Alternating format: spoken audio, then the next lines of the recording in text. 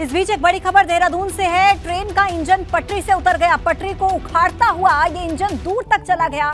ये घटना है देहरादून रेलवे स्टेशन की। हादसे में ट्रेन का इंजन क्षतिग्रस्त हो गया है। हालांकि किसी तरह का जान माल का कोई नुकसान नहीं है, लेकिन इंजन को पटरी पर लाने की कोशिश जारी है। तस्वीरें आपके सामने हैं। देखिए, देहरादून रेलवे स्टेशन की ये पूरी घटना है, जहां ट्रेन का इंजन अचानक से पटरी से उतर गया और देखिए किस तरह से पटरी को उखाड़ता हुआ ये इंजन दूर तक चला गया। गनीमत रही कि किसी तरीके का कोई जानी नुकसान यहां पर नहीं हुआ है। हालांकि हादसे में ट्रेन का इंजन जरूर क्षतिग्रस्त हुआ है और इसे पटरी पर लाने की कोशिश लगातार वहां पर जारी है। और ज्यादा जानकारी दे रहे हैं हमारे सहयोगी रवि कैंतुरा, हमारे साथ इस वक्त जुड़ गए।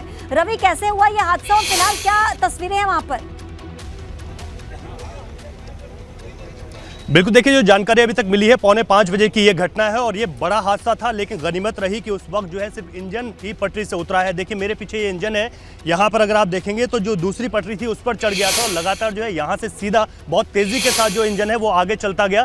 अभी आप देखिए नॉर्थर्न रेलवे के जो यहाँ पर जो कर्मचारी हैं वो यहाँ पर हैं और वो यहाँ से कोशिश कर रहे हैं कि इस इंजन को यहाँ से आप जो है सुरक्षित निकाला जाए। लेकिन आप देख सकते हैं किस तरीके से जो पूरी पटरियाँ हैं, क्योंकि इस दूसरी पटरी पर ये चढ़ गया था, देखिए पूरी पटरी टूट गई है और आगे जो है आगे की अगर आप इस स्थिति देखेंगे तो वहाँ भी बहुत खतरनाक है। लेकिन सबसे बड़ी बात यह है कि उस वक्त ये इंजन जो कोच होते हैं उनके साथ जुड़ा हुआ नहीं था, ये जुड़ने के लिए जा रहा था, लेकिन उसी दौरान जो है इस तरीके का एक बड़ा हादसा जो हो सकता था वो फिलहाल टल गया। हालांकि जो है किसी तरीके की जानमाल का नुकसान नहीं हुआ है। आगे की तस्वीर मैं आपको दिखाता हूँ। देखिए यहाँ पर किस तरीके से जब जो इंजन है वो यहाँ से जो पटरी से उतरकर सीधे आगे जो है यहाँ पर आ गया, जो यहाँ से जो अलग एक रास्ता है वहाँ पर आ गया था और उसके बाद जो यहाँ पर एक पोल है इससे टकरा गया और यही वजह रही कि लगातार जो ट्रेनें यहाँ से समय से जानी थी वो समय से नहीं जा पाई।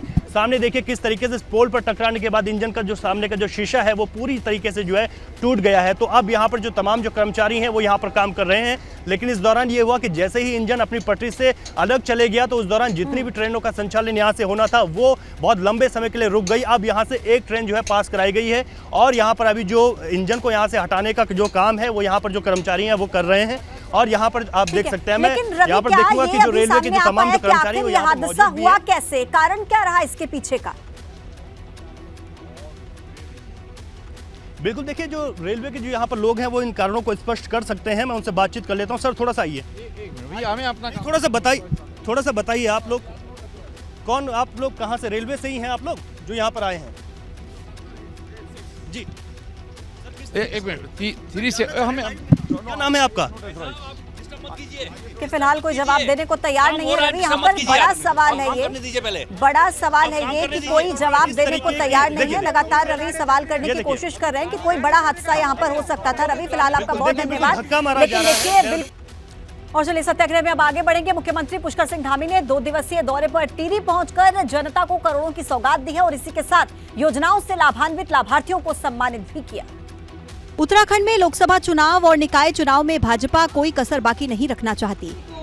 ऐसे में मुख्यमंत्री पुष्कर सिंह धामी खुद धरातल पर उतरे हैं। सीएम धामी चंपावत दौरे के बाद अब टिहरी के 2 दिवसीय दौरे पर हैं। टिहरी की जनता के बीच पहुंचकर सीएम धामी ने करोड़ों की सौगात दी है। सीएम धामी ने टिहरी में 533 करोड़ की योजनाओं का लोकार्पण और शिलान्यास किया। सीएम धामी ने बौराड़ी स्टेडियम में आयोजित राज्य स्तरीय एलीट बॉक्सिंग प्रतियोगिता का शुभारंभ किया, साथ ही कई लाभार्थियों को सम्मानित किया। कार्यक्रम को संबोधित करते हुए मुख्यमंत्री ने कहा कि टिहरी की भूमि ने महान विभूतियों को जन्म दिया है और अपने महान कार्यों से पूरे भारत को एक दिशा देने का काम किया है। जो उत्तराखंड राज्य का विकास है उसमें सभी को साथ लेकर, सभी के सुझाव लेकर, सभी के विचार लेकर आगे बढ़ना। अपने छात्र और छात्राएं, हमारे भाई बहन, उनका समय जाया नहीं करना चाहते। उनके जो भर्ती के कैलेंडर हैं या जो भर्ती के समय हैं वो उसी समय पर हों जिसके लिए वो निर्धारित हुए हैं। सीएम धामी ने नए उत्तराखंड के संकल्प के साथ विकास के पथ पर रफ्तार तेज कर दी है। ऐसे में उत्तराखंड को जल्द ही एक नई पहचान मिलने वाली है।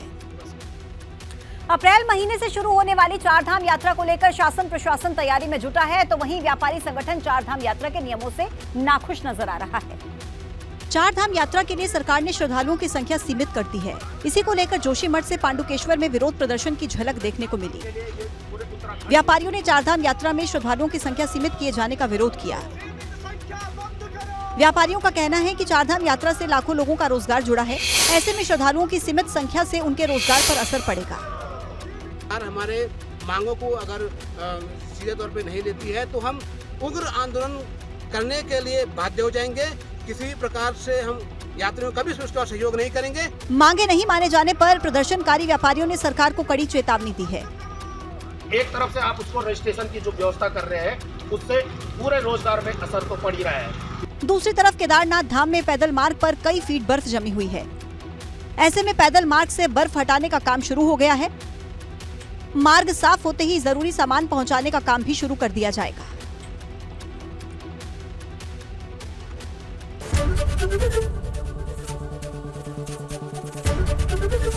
एबीपी गंगा, खबर आपकी, जुबान आपकी।